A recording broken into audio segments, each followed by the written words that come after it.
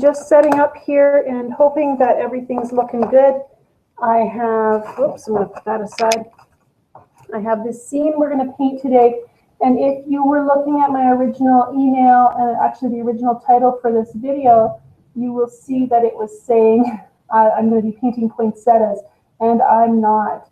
I'm going to be painting a snow scene. And the reason I skipped the whole poinsettia idea is because I actually cover poinsettias in my holiday mini class. That's my online watercolor class that I launched last year around Christmas. So I thought, you know, let's do something a little different. And I have this painting here that's in front of you. Just making sure my camera angle is going to pick everything up. And I had so much fun painting this the other night. I actually had a group of teenage girls over in my studio and just wanted to introduce them to watercolor. They were all interested in art, and so I pulled out my paper and I did this thing that I like to do, and maybe you guys don't enjoy it when I do it, but I like to do this thing where I'm painting quickly and really messy and just almost carelessly and casually, and you know, making watercolor look super easy, and just trying to show them how fresh and fluid watercolor can be. And so I splashed in this sky, and then as it dried, I let them paint some wild and colorful blue skies. And then as we were looking at this scene, one of the girls pointed out that this little blue curl here right by the top of the tree looked like the top of a tree. And I hadn't actually been planning to paint a big tree. We were just going to do kind of some small trees in the background. But when she said that, I wanted to demonstrate that really your painting can become anything it wants to be. And so I started painting this snowy, snow-covered tree.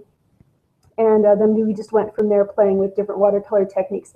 So I thought that would be fun to do as a demonstration for you guys as well. And to make it even easier, I've actually set up a sky that is dry and ready to go here, so I can paint my layers without making you guys wait for the drying time. Welcome to everybody who's checking in. I see people from Belgium, Pakistan, Sweden. That's awesome. Welcome, you guys. I'm feeling a little frazzled. I had a really busy morning. I have my kids, I homeschool in the mornings, and so we were busy doing science and Bible and math and language arts and all the things that we like to cover in our subjects. And then we're planning to do some Christmas baking starting tomorrow. My kids do a charity fundraiser every year by baking and selling the baking that they make, taking orders. And so we'll be doing that for the next 2 days. And it's usually a good fundraiser for them, but it really takes a lot of our time. And so yeah, it's just been a busy week. And then we have company on the weekend. So I think this will be my last broadcast before Christmas, and then we'll take them up again hopefully in January. Oh, I see someone checking in from the States. Usually most of my students come from the USA, so it's nice to see one of you here. And let's just get started painting. I'm going to start with just that loose and fluid sky. And I feel like this scene almost looks like a night scene because the colors are quite dark and subdued, because this tree, even though it's covered in snow, which is white, the snow here is blue, it's in shadow. So we have that feeling of strong shadows, maybe the light starting to fade away. And the sheet of paper I have here is quite large, basically fills up my whole screen. This should also be my last broadcast where I have this poor quality camera. I have a new camera coming to me and should be here in a few days. And I have another container of water somewhere. It seems to have vanished. Let me find it.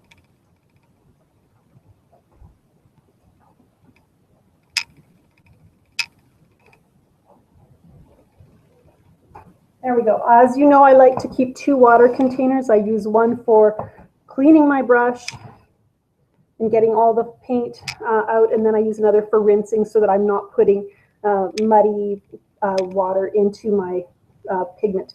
So I'm just going to start by using a variety of blues in my sky. And I know this is a large page. I'll only be painting on this one for a little while. And then we'll be moving to the one where I've prepped in advance. So that's Daniel Smith Verditer Blue. And you notice when I first start painting, I start on dry paper, and then I start adding water just by dipping my brush in my water container, not even really cleaning it, but just to spread that color around. And I like to add more color than I need, because then I can add water and pull it out, and then it gets lighter as I move it across the page. So that's the Verditer Blue, which I really like. I'm going to grab some ultramarine as well, pop that up here. And you can see it's a little bit of a richer, more royal blue tone. I just want to have a variety of blues to make things interesting.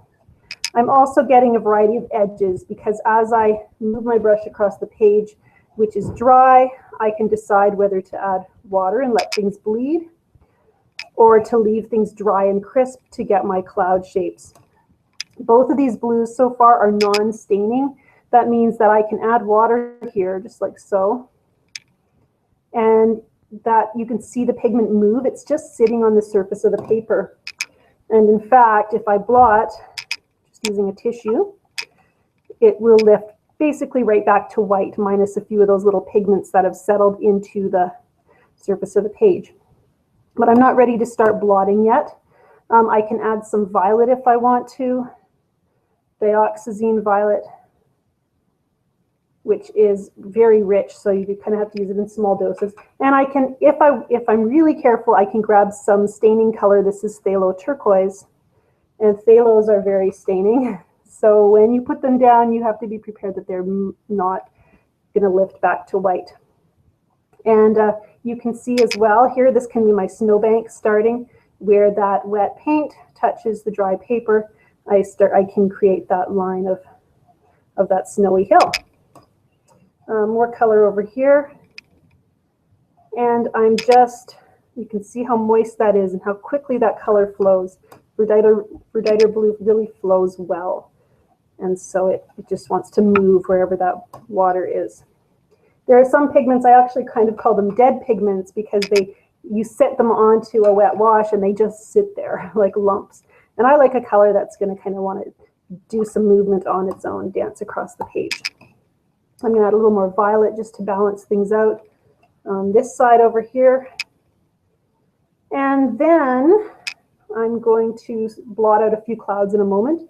But first I'm going to let some color flow down the page and give me some shadows on my landscape. Just using water, I can tell this color where to go. And I love doing that. You guys get to be in control of your painting with how you place that moisture on your page. So as I add water, the color will follow where it goes. And even some of those paintings that I've done where you see these drips running down, I'll tell that drip where to start. I'll add a little extra water here and start to pull it down. And then if I tilt, down it goes, and I can kind of guide it. So even though it looks unintentional, it's been placed there by my wet brush. Just adding more color here. And I have that original image to look at to see what I did with the first one that was so successful. Adding more bright violet. I'm going to add some violet in here, really bold. And just because, you know, we're having fun with this. And some phthalo turquoise as well. And they make a really beautiful blue together. They're good partners. And remember that if you put too much color on, if I decide this purple is too dark, water is my friend. I can use that water to, you know, fill the page a little bit more with color and let it flow right down. There's always blotting and stuff as well. So that's looking really rich and beautiful, don't you think?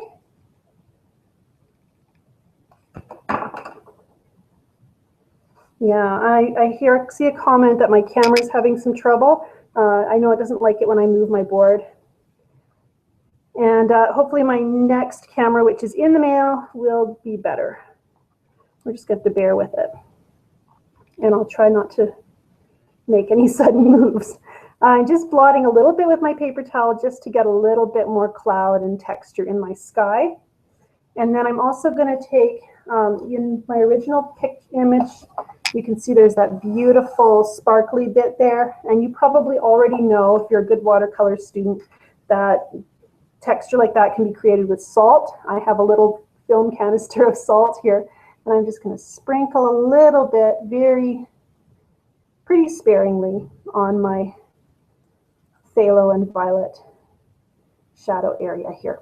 And then I'm going to set it aside and let it dry. And we'll look at that in a minute, and after it's had a chance to dry. I know it looks like I'm putting a lot of salt on. I have very, very few flakes in my hand here. And what kind of salt you use will determine what kind of finish you get. If you're using rock salt, you're going to get probably bigger chunks. Sometimes the pigment that you use also will determine how sparkly, how much texture you get in your image. I'm going to show you the difference in the two that I have here in just a moment. I'm also seeing in my original image, I have this area here. There's actually a little bit of shadow coming down there too. So let's do that. Let's give some of that a place to go and just give us some more snow shadows and a little bit more texture on the snow. The paints I'm using today are all from Daniel Smith, and the paper is made by Indigo Art Papers, which you can buy online at Dick Blick in the States or the Paint Spot in Canada. I do not have a stockist for the UK, I'm afraid, or Europe. So I'm going to let this dry. I'm going to set it aside. You guys are lucky because I already pre-painted a similar one right here. So we're going to go right into that in just a moment. And you can see it's very similar. I actually haven't even brushed the dried salt off yet, so I'll just do that quickly using a light touch and clean hands, hopefully. And actually, it's interesting to me, I put this violet on very dark and the phthalo blue as well. And yet, as it dries, you can see it's really not as deep and almost black as that phthalo turquoise or dioxazine violet looked when I put it on the other one. So just do remember that watercolor will dry lighter. So if you shock yourself putting a color down, it probably won't be quite that shocking in the dried version. Okay, so I'm just going to figure out where to position my evergreen trees. I'm going to paint my big tree first. I'm going to go back to the reference image so you guys can take a look at it again for a second. Give me a chance to have a sip of coffee. Okay, and so looking at this tree, it's a little bit tricky because we want to have that cap of snow on those branches. And so we're going to be painting around the snow in the scene. And I want you to see that I didn't outline my snowy areas first. I really just started painting the branches underneath.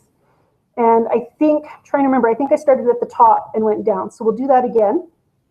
And then I went in a little bit after and added a few shadows into my snow. But I really didn't even outline it against the sky. So there's some areas where the snow and the sky are basically the same color. And in fact, it almost feels as though you could, your sky flows right through here. And yet our eyes don't think that when we look at this tree. When we look at the tree, we see a tree. We don't think, oh, it's been chopped in half by having the sky coming through here. So do remember that you do not have to have these strong dramatic differences necessarily to get that realistic impression for your viewer. They're pretty good at reading between the lines. For my tree, I'm going to just grab some sap green. We're going to start with that, but I probably won't stick with it very long. I don't love sap green. And it's a little bit tricky. I have a love and hate relationship with greens. For many years when I was painting, I would try, I think I'm going to put my tree here. I would try to find a dark green that I really loved.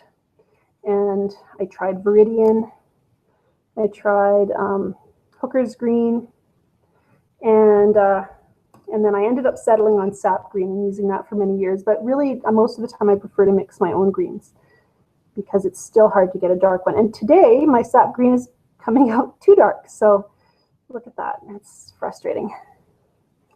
Another thing I should tell you is this is the first time I've painted this scene right side up. When I'm demonstrating to a local class, I usually am facing them at a table and holding my painting upside down as I paint so that they can see it.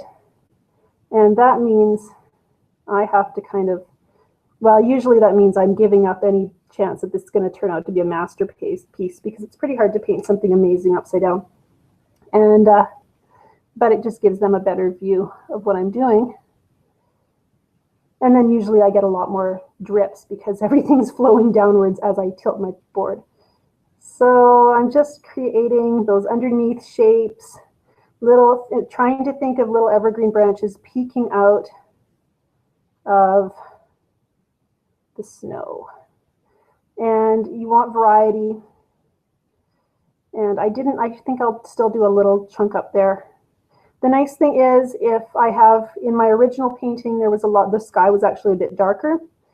But if I decide I need my sky to be dark or my snow to be darker, then I can always darken it. It's a lot easier. It's a lot harder to lighten something that's too dark, right? So when in doubt, stick with the lighter tones.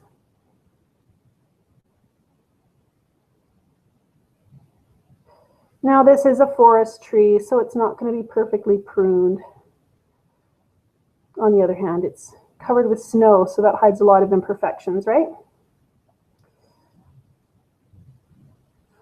So that's the sap green, and that's just straight sap green. I'm trying to get that cap on top there.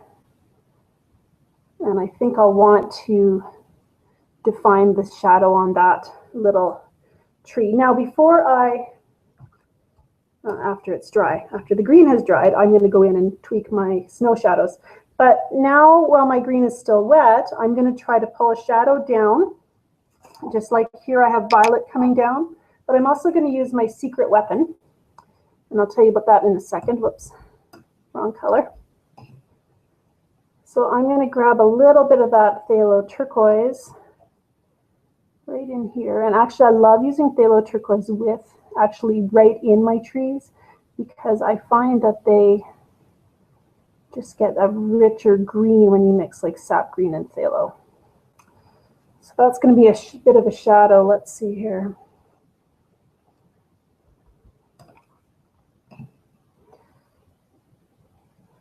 So I'm going to just guide that over to my other shadow area.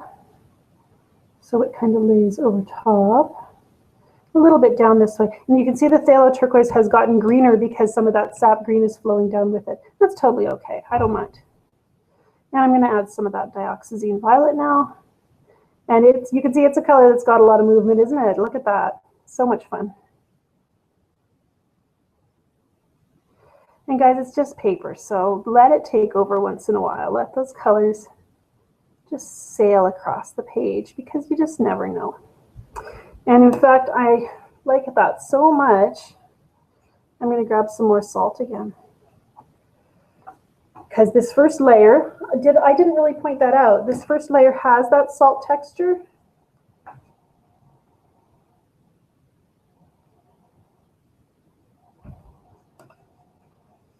Let's see if I can pull that in a little closer for you guys without my focus going nuts.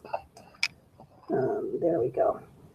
So I wanted to show you some of that salt texture. You can kind of see it in here. It didn't do those teeny tiny sparkles that the first one did. I think it was maybe just a little bit wetter, and so the salt had more room to dissolve.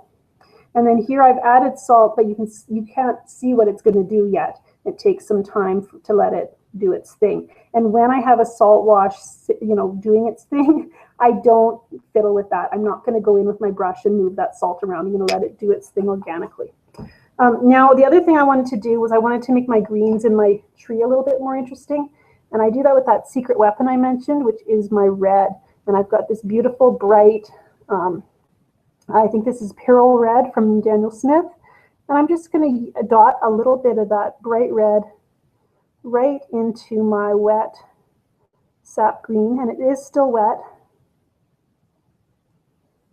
And what that does is this red is a complementary color to the green. And if you've watched any of my classes online or my YouTube videos, I have videos where I talk about using complementary colors to make your darks more interesting, to make your trees more lively. And so I'm doing that here. This is you seeing me do that in action. And I work with complementary colors a lot because I love the way they enrich the color that they're complementing. Whoops, and it doesn't help you, does it? There we go. Now I've got, you can see the tree here, and you can see the red sitting on there. And it's pretty vibrant right now, but as it dries, it will kind of blend in a little bit more with the green. And just, it won't scream, oh, look, it's red over here. It'll just give a little bit of a richer tone to my green. And if you want to get a near black in watercolor, then you're going to mix complementary colors as well. Now, I think I have time. I don't have a ton of time in this video because I wanted to keep this lesson to half an hour today. Again, I do have a busy day planned for my kiddos, and who are outside trying to make a snowman, I think. We have about an inch of snow and a Chinook wind blowing. But I wanted to put a second tree in, just a little guy. I'm going to put his little base here to show me where he's landing. So I'm painting this guy backwards because there wasn't really a firm reason to paint from the top to the bottom. In fact, I'm going to give myself a starting and a finishing point. I'm going to say this is the top up here, and that's the bottom down there, and now I'll paint everything in between. That seems sensible, doesn't it? I'm not always sensible when I paint, you guys. Sometimes I'm just in such a hurry to paint my favorite part that I don't do things in the order they should. And so a lot of my watercolor stuff is improvising, trying to fix or improve or problem solve. I think problem solving is the best word for what I end up doing a lot of times in my painting. And I mean, really, every watercolor painting, every painting is problem solving because you have this big blank sheet of paper or canvas, and you have a question: what am I going to do to make this look like art? And from there, it's all problem solving. Okay, so that's more sap green. I'm also finding I put that sap green down a little darker than I would like. And because I've talked about using water to pull that color across the page, obviously we can't do that when we're dealing with these fussy little shapes. And so instead, I take most of the water out of my brush, and then I can use my brush as a sponge, just touching the tip of it into that area where the color is too dark, and it will lift out those greens, a little bit of that excess pigment. And because that green was so dark, it just wasn't an enjoyable color to look at. It just looked black. So by lifting, it's lifting the color from kind of the middle of some of those green areas, and the edges are still dark, which is actually much more pleasing. It gives us a lovely variety. So yeah, that looks pretty nice. And we're going to go back in with some of that red again. And notice that as I add this red, my brush is not drippy. It's got saturated color on it, but I want that red just to go in a very controlled amount. So I've got mostly pigment, not very much water on there. There we go. Okay. And you can see I'm still not seeing a lot of happenings with the salt here. I think because, again, my wash was very wet, and so I might not get as much texture as I would if my wash was just a little drier. And if you're playing with salt, I would encourage you just to experiment with how with how much water to use, and also which colors work the best for using a salt spatter. The other thing I should mention is this salt area here, I did that in my first layer and gave it a chance to dry. And ordinarily when I'm painting and sprinkling that salt on for texture, it's very rare that I leave it alone after that. Usually I'm going to go in with my brush and just blend in that fancy effect, because when you're working with special effects in watercolor, you don't want it to steal the show. You don't want people to look at it and go, oh, look, she used salt in her painting.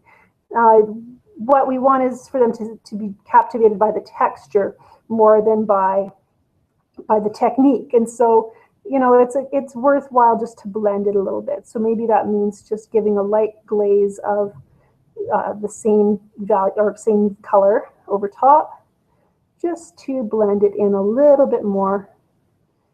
And so with the transparent watercolor, you get some of that color showing through, but not so much that, yeah, people are awestruck by your technique more than by the content of your painting. Because techniques are just our tools for making our painting say what we want it to say. Okay, now my trees are still wet, and I do want to go in and do some shadows to make my snow more believable there, because they are at this stage kind of looking just like cutouts over top of a sky. But I can't do that until my green is dry. So whether or not we have time for that today, I'm not certain, but I am going to paint those background trees. And I'm going to use my sap green again. But I don't want to use pure sap green. I want these trees to feel kind of smoky and in the distance. So I'm going to mix them with some of the same blue I used in the sky, and maybe even a little bit of that violet, just to give my green kind of a grayish murky look. And I would add red as well, only I think adding red to green as a complement, it tends to give it more of a brown to the lean. I don't know what I just said. It tends to lean more toward brown than to blue. So by adding a little blue and violet, I think I'll bypass that. There's red in the violet, so that's how I'm working my complement in there, but still keeping things quite gray. So let's just, and as we wrap up this video in a few minutes, I will list my materials one more time. So I'm just going to quickly just create those background trees. And again, I want them to be subtle. I don't want them to stand out. This is quite dark, this little guy. So I'm going to lighten him just in that sponge brush method. I'm losing my voice. And the spongy brush method that I told you about in a few minutes. But I can let that color sit there quite wet. It's not going to dry in this minute or two that I'm putting in those tree shapes. And then once I've kind of got them established, and they're not super detailed, I don't want them to steal the show either. So once I've got them set in, then I can use that sponge brush to lift some color again. And I can get them just as light as I need them to be. The other thing I can do, I'm going to add a little bit of ultramarine, a little more ultramarine to my green mixture, and dot in a little bit of ultramarine right into those trees. And that's just the idea that, you know, I'm putting a little bit of variety right into my scene by even those little small areas where you've got one solid color, there's actually a little bit of complexity. If you study it a little bit closer, there's just little flecks of blue in there now because I did dotted in some ultramarine. And I'm going to do a little bit of trees on this side, thinking that I'm first going to define my hill a little bit more, because these trees are closer to the viewer. They're going to be lower on the picture plane, and actually have a hill cutting them off too. So here with these trees, I want to have a little snowbank kind of coming along here, I think. So then I'll put my trees in over here.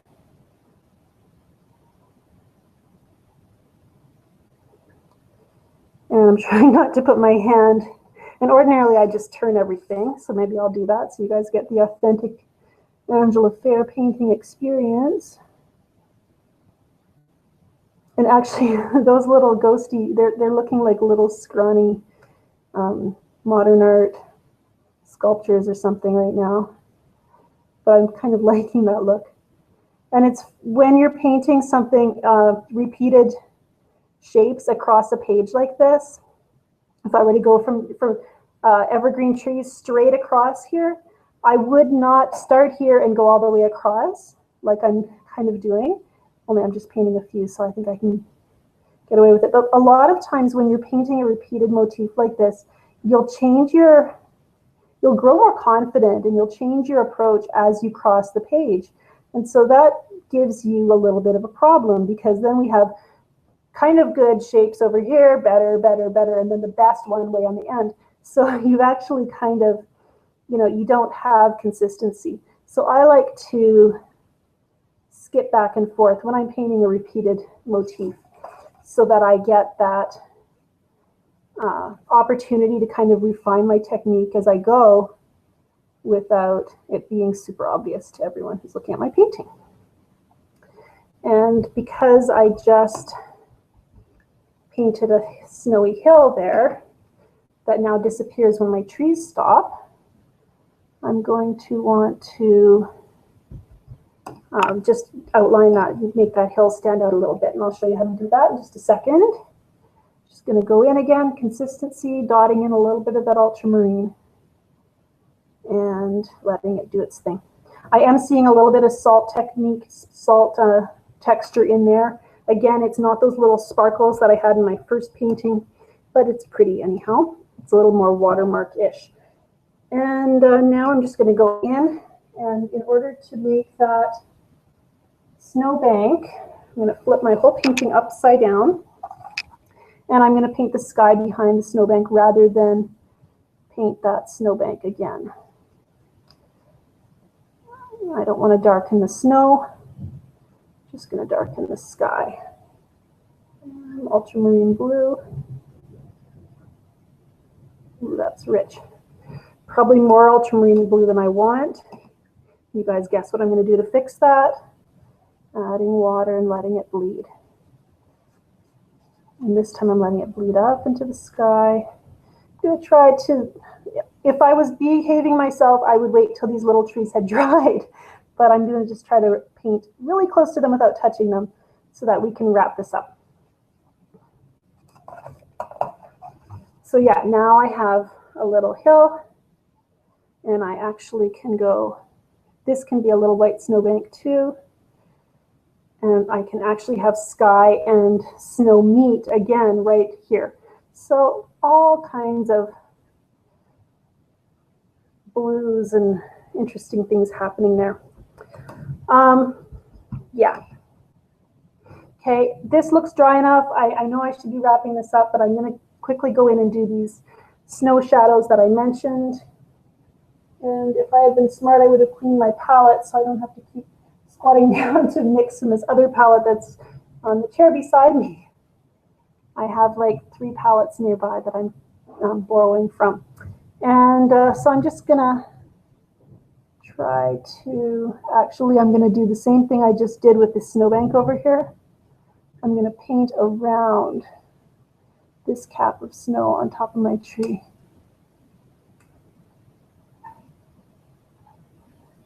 Oh yeah, that was a good decision. Look at how the top of the tree now has a pointed shape. And of course, I'm not going to leave it like that. Now I'm going to add water and bleed it out and create a soft edge. And when you're working to bleed something out and create that soft edge, take your wet brush, your clean damp brush, and move that color.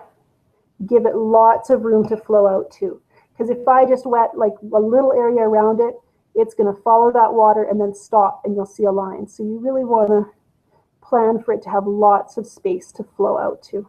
If that makes sense? Yeah, actually that looks really nice. I like this idea of painting around, and I think, oh, there's all kinds of things I can do to tweak my tree and make it better. But I'm not going to keep you guys all day. If I am working on a special Christmas class for my online students to purchase, and that should be, I'm going to do another snow scene on my website, learn.angelafair.com. That'll be available, I think, in about a week or so. And what I'm doing is, if you buy a course between December 1st and Christmas Day, I guess, I will give you free access to my snow scene tutorial, and that includes and so that free access includes any course you would buy on my site, and that includes my last year's holiday mini course, which includes 3 painting demonstrations. I'm just going to head over to the chat and take a look at some of your questions and see if I can answer them for you. And okay, so first of all, supplies. Today I was using indigo watercolor paper. This is their flax cotton blend and the 300-pound weight, which is lovely and thick. And my brush today is a number 16 round by Princeton Art and Brush Company. The model is $49.50. Although, as I've said before, I really just recommend any good quality synthetic brush. They're generally not too expensive, and then when the tips wear out and you don't get that fine detail like I got in my trees, you can replace them without too many tears. Whoops. And let's see here. All my watercolor paints today are from Daniel Smith, except for my dioxazine violet, which is from Winsor & Newton. I used Verditer blue, ultramarine blue, phthalo turquoise, sap green. What else did I use? That might be it, actually. Actually, I used a little bit of cobalt teal blue in this one as well. Don't think I showed that on camera. Oh, and the red, which was Pyrrole red. And all beautiful colors. Really, I do recommend using the colors you have in your palette and getting to know them really well, and then adding new colors periodically, you know, one at a time, so you can kind of see how they fit into your existing palette. I will be updating the description of this video with links to my online classes and a mention of my December offer. So just stick around for about 10 minutes after the class, and I'll make sure that you can get that information, get those links. Debbie asks if I'm using a reference photo for this. I'm not. I was really just demonstrating based on a reference painting, actually. And that was with my teen girls that I had painting in my studio last week. And I just did a demonstration for them and thought you guys might enjoy it as well.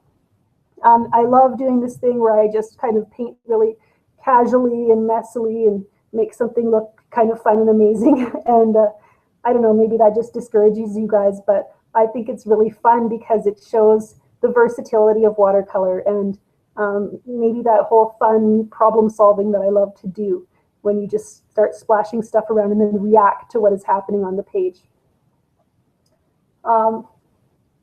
Thank you guys for checking in. I'm just going to try to look back and see if I missed any questions.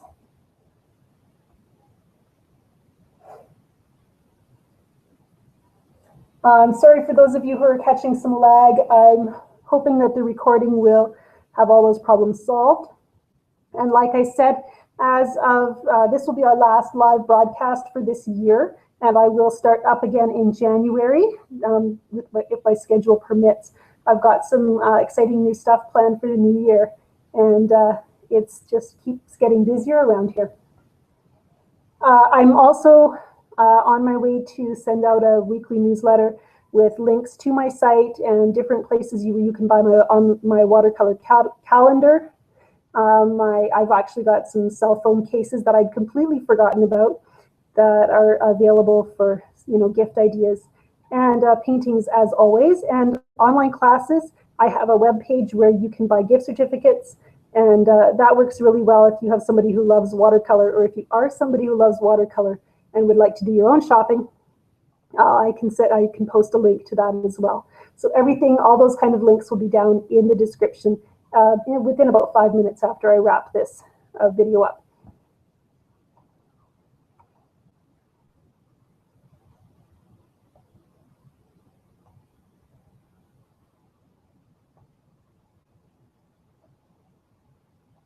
Yeah, so thank you guys for checking in. I think I've covered all your questions. If not, feel free to email me or drop a message in the comments. I think the chat kind of disappears once the live broadcast is done. And again, just thank you for checking in. I have so much fun doing this with you guys, and look forward to, you know, starting it up with more sessions in 2016.